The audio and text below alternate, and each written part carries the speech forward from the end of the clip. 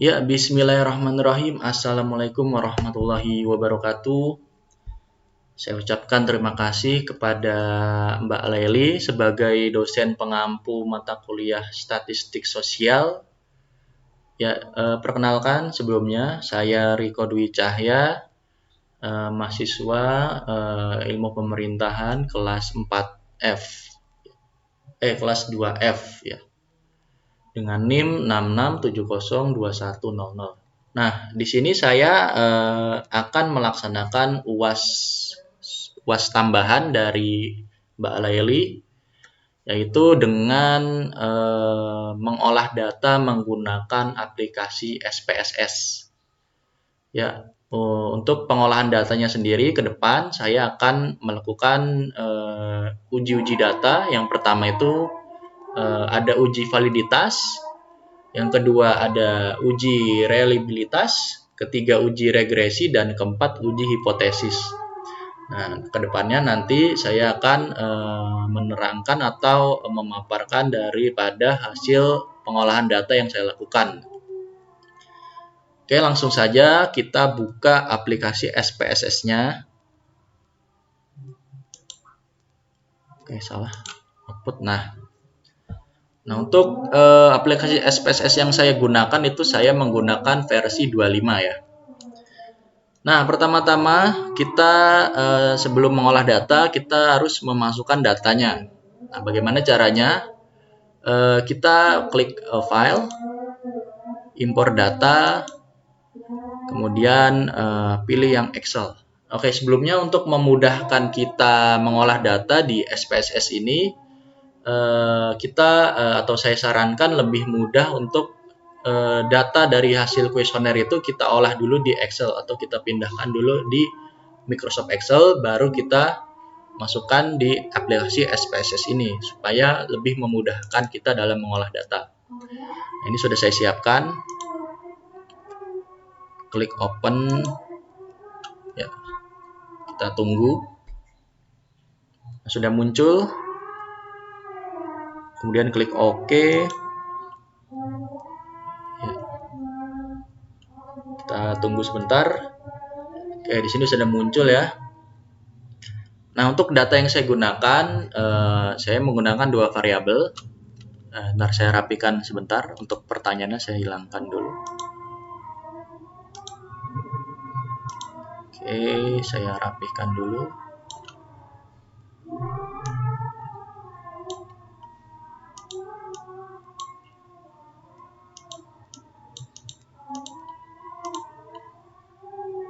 Sebentar. Clear. Oke. Sudah rapi ya. Nah, di pengolahan data kali ini, data yang saya gunakan itu adalah dua variabel, yaitu dengan satu variabel X dan satu variabel Y ya. Jadi variabel bebas saya cuma satu ya, X-nya cuma satu. Di variabel X saya ada 4 indikator X1 sampai X4 ya, saya namakan X1 sampai X4. Kemudian untuk variabel Y saya ada 6 indikator di variabel Y. Y1 sampai Y6. Saya beri nama Y1 sampai Y6. Nah, untuk jumlah datanya keseluruhan, data keseluruhan itu saya ada 50 ya. Jumlah datanya ada 50. Oke, langkah pertama untuk mengolah data di SPSS yang harus kita lakukan pertama-tama perlu diperhatikan untuk total ya. Di sini total saya beri nama TX ya, untuk total X dan total Y. Nah, untuk total variabel perlu diperhatikan di bagian measure. Nah, measure ini harus berbentuk scale. Nah, apabila teman-teman datanya masih berbentuk nominal untuk totalnya di measure, kita harus ubah ke bentuk scale ya. Ini khusus untuk total saja. Nah, begitupun untuk total Y, total variabel Y juga harus diubah ke bentuk scale. Nah, jika sudah, kemudian untuk total variabel kita harus namakan ya. Kita harus beri label. Nah, caranya gimana? Kita tinggal paskan saja di kolomnya. kita ketikkan nama dari variabelnya. Untuk variabel yang saya gunakan, variabel x-nya itu adalah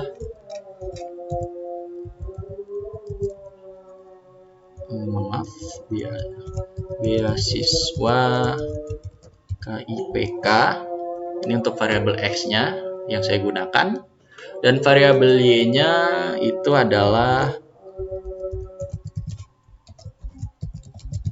motivasi belajar mahasiswa, ya, motivasi belajar. Ya teman-teman, jangan lupa setelah kita berikan label, yaitu di value ini kita berikan value, ya.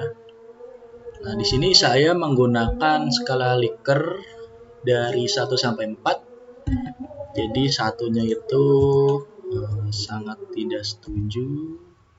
Nah, seperti ini lalu kita add dulu. Kemudian 2 tidak setuju.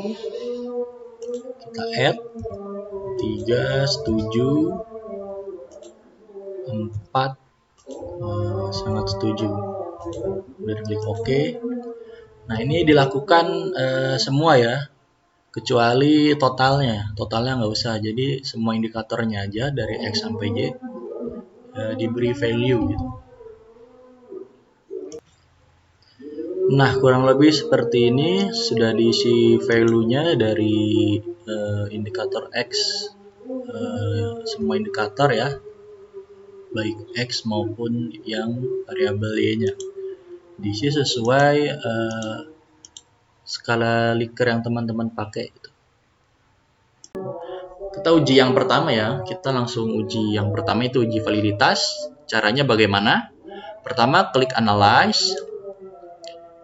Kemudian klik correlate. Pilih bivariate. Nah, sudah muncul. Nah, untuk uji validitas sebaiknya kita uji satu persatu per variabel, ya. Nah, jadi sini saya akan masukkan dulu, saya akan pindahkan ke sisi kanan untuk variabel x-nya dulu, ya. Oke. Jika sudah, pastikan di sini sudah centang persen dan two-tailed, dan juga flag significant correlation. Jika sudah begini, klik OK. Nah, di sini langsung muncul outputnya dari uji validitasnya. Kita nanti dulu, kita tahan dulu, kita uji yang variabel Y. Sama caranya, analyze, correlate, bivariate. Nah, untuk ini kita keluarkan data yang X tadi, variabel X kita keluarkan, variabel Y-nya kita masukkan. Ya, pastikan sudah benar, klik OK. Oke, ini sudah semua. Hasilnya sudah muncul. Nah, untuk hasil atau output dari uji validitas ini yang kita gunakan ini, correlation, itu dinamakan R hitung, ya. Nah, R hitung. Nah, untuk menguji validitas, rumusnya itu adalah R hitung harus lebih besar daripada R tabel. Ya, R hitung itu kita bisa lihat di sini, nih R hitungnya untuk X1 0,487, untuk indikator X yang kedua itu 0,583, dan seterusnya, ya. Ini namanya R hitung. Nah, R hitung harus lebih besar dari R tabel agar dikatakan valid. Nah, bagaimana menentukan R tabel? Nah, di sini caranya yaitu N kurang 2, di mana N adalah jumlah banyaknya data. Nah, banyaknya data yang saya pakai itu ada 50, berarti 50 kurang 2 yaitu 48. Kita langsung buka saja R tabelnya. Oke, saya pakai yang 0,05. Berarti kita cari ke angka 48. Nah, di sini 0,2787. Berarti angka ini harus lebih kecil dari R hitung, ya, atau R hitungnya ini harus lebih besar daripada angka ini 0,2787. Kita buka dulu angkanya tadi berapa R hitungnya. Oh, sorry.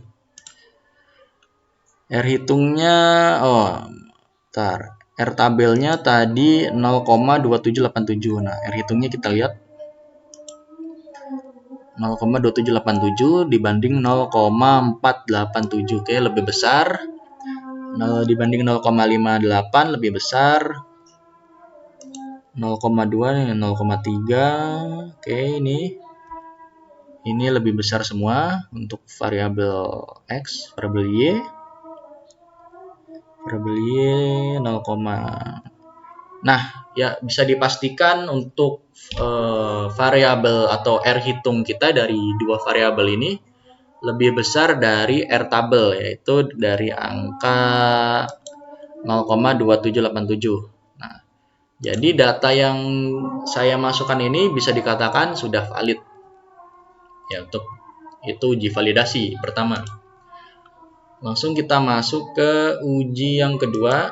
Kita balik dulu. Nah, uji kedua itu adalah uji reabilitas. Bagaimana caranya? Pertama kita klik analyze, kemudian pilih scale dan reliability analysis. Oke. Nah, untuk menggunakan atau menguji reliabilitas menggunakan aplikasi ini, di sini kita masukkan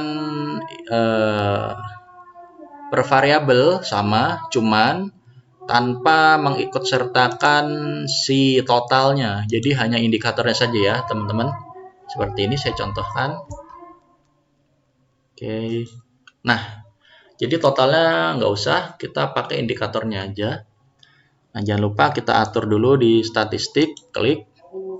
Jangan lupa untuk deskripsi for ini kita centang di item dan scale if item deleted. Ya, ini jangan lupa dicentang. Jika sudah, continue. Dan ini jangan lupa dipilih alpha ya. Pastikan ini alpha. Nah, jika sudah, klik OK. Nah, ini langsung muncul untuk hasil reliabilitasnya. Kita minimize, kita lakukan hal yang sama untuk variabel Y, analyze, scale, reliability analyze. Kita keluarkan data yang variabel X, masukkan data yang variabel Y-nya. Oke, jika sudah benar, klik OK. Nah, ini dia output untuk uji reliabilitasnya ya. Nah, di sini saya akan menjabarkan dulu. Nah, untuk hasil dari variabel X di sini terlihat untuk Kronsberg alpha-nya itu sebesar 0,745.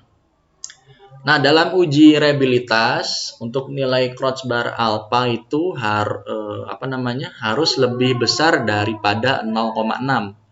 Nah, apabila lebih besar daripada 0,6, maka dikatakan reliable, itu datanya reliable. Oke. 0,6 ya. Di sini kita lihat dulu. Nah, nilai Kronsberg alpha itu lebih besar dari 0,6. Nah, di sini bisa dilihat datanya itu 0,745 ya. Berarti lebih besar dari 0,6. Ini valid. Kemudian yang Y-nya 0,45. Oke, valid. Nah, berarti dapat disimpulkan data yang saya olah di SPS ini di uji reliable-nya itu bisa dikatakan reliable ya dari data-data yang saya masukkan. Kemudian kita langsung lanjut ke uji selanjutnya. Yang ketiga itu ada uji regresi. Nah, uji regresi ini langsung kita caranya analyze, kemudian pilih regression dan pilih yang linear. Nah, untuk di uji regresi ini kita masukkan datanya begini ya. Untuk data yang dependent ya, variabel dependent itu variabel Y. Jadi variabel Y kita masukkan ke yang dependent. Nah, untuk variabel X kita masukkan di independent. Oke. Jadi untuk totalnya saja gini. Nah, jika sudah, Ini langsung klik OK. Oke, sudah langsung keluar di sini untuk uji regresinya. Untuk uji regresinya, kita langsung bisa lihat di coefficient di sini. Nah, di sini ada nilai signifikansi. Oke, kita lihat dulu di. Nah, untuk uji regresi, nilai signifikansinya itu harus lebih besar dari 0,05. 0,05 ya. Nah, untuk uji regresi ini hasilnya ini. Untuk uji regresi di sini kita fokus ke koefisiennya. Untuk ke koefisiennya itu kita fokus ke signifikannya. Nah, nilai signifikan ini bisa dikatakan berpengaruh apabila nilai signifikannya lebih kecil dari 0,05 ya, seperti ini. Nilai signifikannya itu 0,05 itu dikatakan berpengaruh. Nah, di sini kita lihat berapa hasilnya, yaitu hasilnya 0,006. Berarti lebih kecil daripada 0,05. Nah, ini datanya bisa dikatakan berpengaruh variabelnya ya. Nah, itu untuk uji regresi. Nah, lanjut kita ke uji hipotesis. Nah, uji hipotesis ini ada dua, yaitu uji T dan uji F. Nah, untuk penggunaan SPSS tadi tanpa kita sadari sudah sekalian ya, dari uji regresi tadi sudah sekalian kita menghitung uji T dan uji F. Kita hitung dulu uji T-nya, sama tabelnya di tabel coefficient. Nah, uji T itu kita lihat dulu. Nah, di uji T dasar pengambilan keputusannya itu apabila R hitungnya lebih besar daripada R tabel. Nah, R hitung, maksudnya T hitung ya, kita uji T dulu di sini ya. Uji T hitungnya lebih besar daripada T tabel. Bagaimana cara menentukan T tabel? Nah, T tabel rumusnya itu adalah N dikurang K dikurang 1. N itu adalah jumlah banyaknya data, sedangkan K itu adalah jumlah variabel bebas atau variabel X-nya. Nah, di data yang saya gunakan jumlah datanya ada 50 dan variabel X-nya ada 1. Berarti di 50 dikurang 1 dikurang 1. Ya, berarti 50 kurang 2, 48. Kita buka langsung tabel T tabelnya. Ya, di sini saya sudah siapkan tadi. Nah, untuk T tabel saya menggunakan yang 0,05. Jadi saya fokus ke sini. Nah, tadi untuk datanya ke 48 ya. Kita cari ke 48. 0,05. Nah, ini 2,01063. Nah, berarti R hitung itu harus lebih besar daripada angka ini, angka 2,01063. Nah, berapa angkanya? Nah, hasilnya itu dari T hitung itu 2,905. 2,905 dengan 2,0 ya, lebih besar. Jadi sudah berpengaruh ya, dikatakan memiliki pengaruh untuk uji T-nya. Ya, karena lebih besar dari T tabel. Lanjut ke uji F. Nah, uji F ini sudah sekalian juga tadi sepaket dengan uji T. Nah, kita lihat uji F itu di tabel ANOVA di sini. Nah, bisa dilihat di ininya hasil uji F hitungnya itu dapat 8,441. Nah, bagaimana cara menentukan F itu berpengaruh atau tidak? Nah, caranya adalah sama seperti uji T tadi, yaitu apabila nilai F hitung itu lebih besar daripada F tabel. Nah, F hitung ini harus lebih besar dari F tabel, baru dikatakan berpengaruh. Nah, bagaimana cara menentukan F-tabel? Rumusnya itu ada dua, ini ya rumusnya. DF1-nya itu kita cari dulu K-1, di mana K adalah jumlah variabel yang kita pakai, X tambah Y. Kemudian DF2-nya itu N dikurang K. Nah, N itu jumlah data kita, jumlah banyaknya data, dan K adalah jumlah keseluruhan variabel yang kita pakai. Kita langsung buka dulu F-tabel. Nah, untuk F-tabel tadi kita tentukan DF1-nya itu N dikurang K. N itu jumlah banyaknya data, dan K itu jumlah banyaknya keseluruhan variabel. Data saya ada 50, kemudian jumlah keseluruhan variabel ada 2. Variabel X1, variabel Y1. Berarti 50 dikurang,